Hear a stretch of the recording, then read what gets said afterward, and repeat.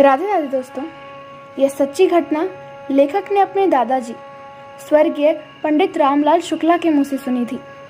उन्होंने स्वयं ये घटना अपने पिता यानी लेखक के परदादा स्वर्गीय पंडित जगेश्वर शुक्ला से सुनी थी। घटना मेरे पूर्वजों के गांव तुलसी, जिला जांजगीर, छत्तीसगढ़, भारत की है। सन 1880 के अक्टूबर-नवंबर दिवाली के आसपास की बात है। तब गांव तुलसी जिला बिलासपुर में आता था। बनारस की एक रामलीला मंडली लीला खेलने तुलसी गांव आई हुई थी। लीला में 20-22 कलाकार थे जो मेरे परदादा जगेश्वर शुक्ला के घर में ही ठहरी हुई थी, एक बड़े से हॉल में। वो लोग वहीं अपना भोजन बनाते, खाते और रिहर्सल वगैरह करते। लीला मंडली के स्वामी और निर्देशक थे 45-46 वर्षीय पंडित कृपाराम दुबे। बड़े भावुक भक्त थे। मंडली में एक 35-36 वर्षीय फौजीदार नाम का भी आदमी था। वह पंडित कृपाराम दुबे का सहायक व लीला मंडली का सहायक निर्देशक था। फौजीदार बेहद उग्र स्वभाव का, मन का मैला प्रकृति वाला व्यक्ति था। रामलीला में उपयोग में ली जाने वाली सभी सामग्रियों का फौजीदार ही प्रबंध करता था। एक दिन दोपहर के भोजन के बाद रामलीला के कलाकारों का रिहर्सल चल रहा था।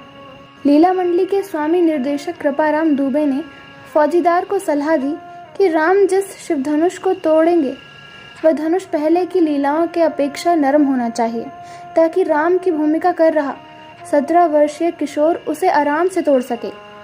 शायद कृपाराम ने पूर्व की लीलाओं में यह महसूस किया था कि राम को धनुष तोड़ने में काफ़ी कठिनाई हो रही है या थोड़ी देर लग रही है।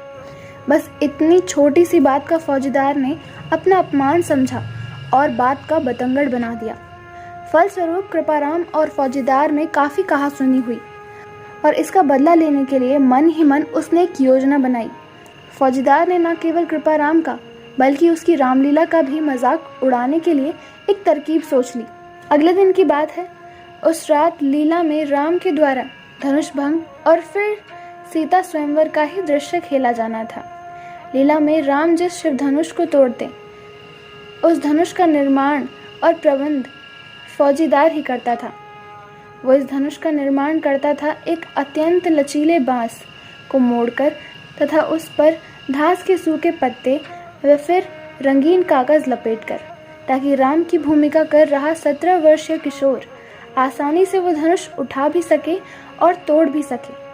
लेकिन आज की रात तो वो अपने बॉस कृपाराम को मज़ा चखाना और उसकी लीला मंडली का मजाक उड़वाना चाहता था। इसीलिए उसने एक चाल चली जिसकी उसने कानों कान किसी को खबर भी नहीं होने दी। फौजीदार ने अपने मेजबान जगेश्वर शुक्ला लेखक के परदादा से किसी काम का बहाना लेकर लोहे का एक रॉड मांग लिया। फिर वो पड़ोस के गांव चला गया। वहाँ के एक लोहार से उसने लोहे की रॉड को धनुष आकार में मुड़वा लिया। फिर किसी एकांत स्थान में जाकर उस धनुष आकार लोहे के ऊपर रंगीन कागज लपेटकर उसने आज रात की लीला के लिए शिव धनुष तैयार कर लिया। फौजीदार अपने डेरे में वापस लौटा और उसने वो शिव धनुष कहीं छिपा कर रख दिया। जब रात को लीला शुरू हुई तो फौजीदार ने लोहे की रॉड से बना शिव धनुष चुपचाप रंगमंच में लाकर टेबल पर रख दिया। पंडित कृपाराम दुबे रंगमंच के बगल में ही हारमोनियम पर बैठे हुए थे और दृश्य के अनुरूप ही बड़े भाव से रामायण की चौपाई, दोहे, सोरठे गा रहे थे। फौजीदार तमाशा देखने के लिए बड़ा ही उत्सुक था। समय आने पर विश्वामित्र की आज्ञा पाकर राम धनुष उठाने के लिए खड़े हुए। आगे बढ़कर राम ने धनुष तो उठा लिया, पर यह क्या, पहले की लीलाओं में तो वो इतना कठोर या भारी नहीं हुआ करता था। फिर आज ये मध्य से टूटेगा कैसे? अभी कुछ देर पहले रावण तथा अन्य दिग्गजों का यहाँ जो अपमान हुआ, क्या वही अपमान राम का भी होने जा रहा है?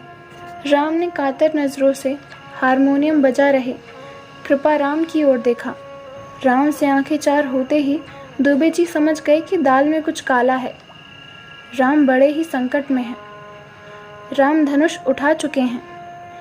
सामने बैठे अपार दर्शक समूह उत्सुकता से राम के धनुष भंग की बेसब्री से प्रतीक्षा कर रहे हैं।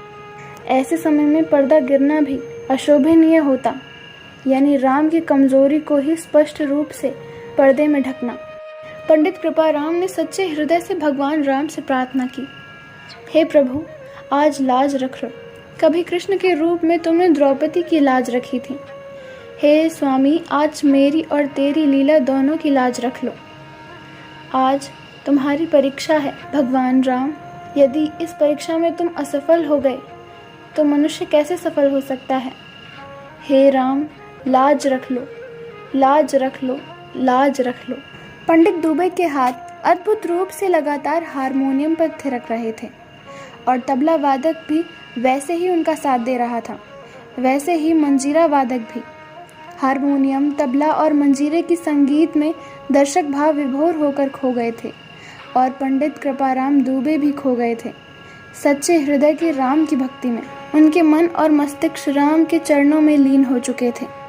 उन्होंने रंगमंच के राम को नेत्रों से ही निर्देश दिया, धनुष खींचो, और भाव विभोर होकर गाने लगे।